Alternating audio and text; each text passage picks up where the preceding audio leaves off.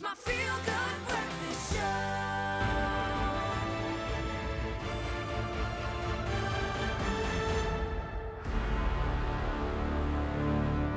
Yes, it is Movie Talk with JP Sebastian. There's been so much going on in Tinseltown and further abroad. We haven't been able to keep you fully updated on all of the amazing movies that you could be watching, so JP has very kindly stepped in to update us on a couple of films that are currently running, so they are immediately accessible, that have caught your eye. We've been backlogged, obviously, with the Oscars. We've had some good interviews from myself.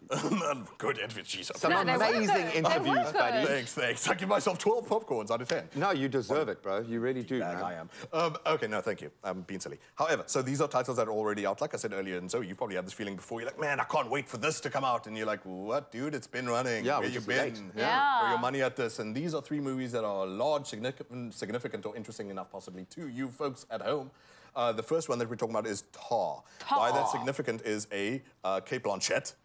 Ooh, guys. Oh, I saw an interview with her about this. People are talking, yo. And people are calling her mother as well, which is something I do. I think it's similar to Pedro Pascal getting the daddy designation, but yeah, I think they're very good reasons. She's mother in this, I'm not going to lie. As someone who's 37 years old who doesn't know how to use that word, Kate Blanchett is mother. Tar was nominated 6 times at the Oscars. Sure. Did it walk away with anything? Crazy. If it was about a real person, possibly, I know it could be modeled around a real person, I know but what you mean, to bring a fictitious character to life with this much richness has got to be something. Richness. I'm going to talk crazy and say men, women don't make a difference. Kate Blanchett might be our greatest living actor we've got. Yeah. Guys, in Tar, how much she is in every skin cell, every cell of her body, every fiber of her being that she is Lydia Tar is sickening. It's, you know, like twice a year movies come out and it happens for you guys too. It happens for everyone. You know, like, okay, silly example, you watch Karate Kid and you're like, yes, I'm going to become a karate master. Yeah, and I did. And I ended up doing karate for my whole life because of that. Pat him on the head, so we karate chop him in the head. No, so look, like, it's one of those movies where this happens to me twice a year. I'm like, geez, I want to be an actor. I want that feeling. And then once a year, a movie comes along like Tar, where you're just like, this might be one of the greatest performances I've seen in my life. I could never be an actor. Just so you know, look, the story don't even matter. Like, Kate Blanchett could talk to you about ducks eating bread, and it would be You would listen. Yeah, absolutely. So, but the story is that she's this composer, this conductor who, very big ego, but self-assured, knows her talent. She's the greatest in the world. And she's a bit of a control freak, but does this so delicately, the way she's manipulative with people around her and whatever. And then obviously the world sort of starts unraveling. Think Black Swan, think Whiplash, etc., etc., etc. Okay. Intense. I love it. Okay, from the intense Tar, we move to Scream. Scream 6. I saw this movie, guys. Oh my goodness. I wanted to. Oh, are you guys keen first? Did you scream? Is it still with the mask? Has anything changed or upgraded? No, nothing's changed, presumably.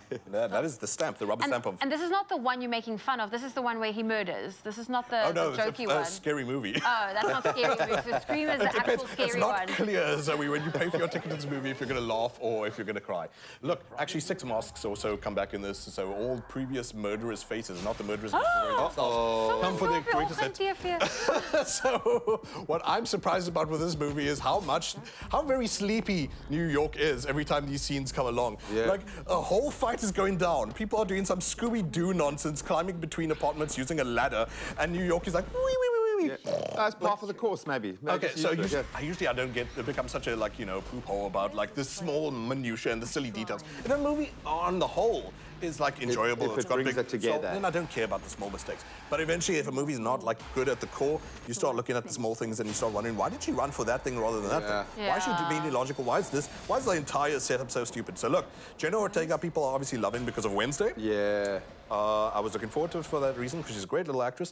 But man, guys, Scream 6, the movie should be called Will You Die Already? Yeah. So that's out already. No more. Okay, and one last tidbit. I have to talk about, and you were keen for this, 65 with Adam Driver, Dinosaurs. Are you still keen, or did you see it?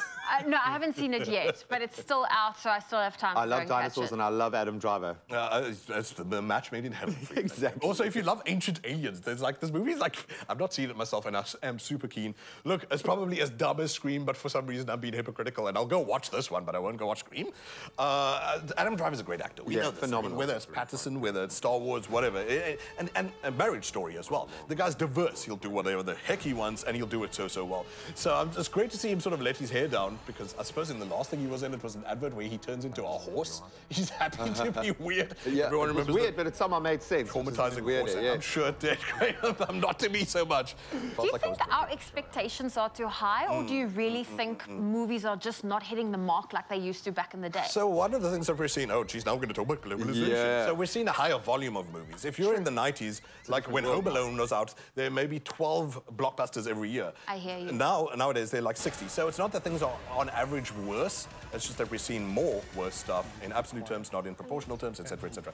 Let's not get into the philosophy of all that, though. However, 65, you don't need your brain for Adam Driver versus dinosaurs on an ancient Earth planet where this seems like it happens before I'm humanity. sorry, there are very few people on Earth who haven't thought about time traveling and ending up in the dinosaur and having age to fight dinosaurs survive, every day. okay? Zoe, whilst you're brushing her teeth, it's just like any moment now. It could A happen. dinosaur Yeah. could- That's why you keep a sword with you Kapow is at the all sound you times. think they make? I think my little cats were like aliens in my house. I love all three of them, three completely different movies. If you go and watch them, you can let us know what popcorns you're going to give them. Dinosaurs.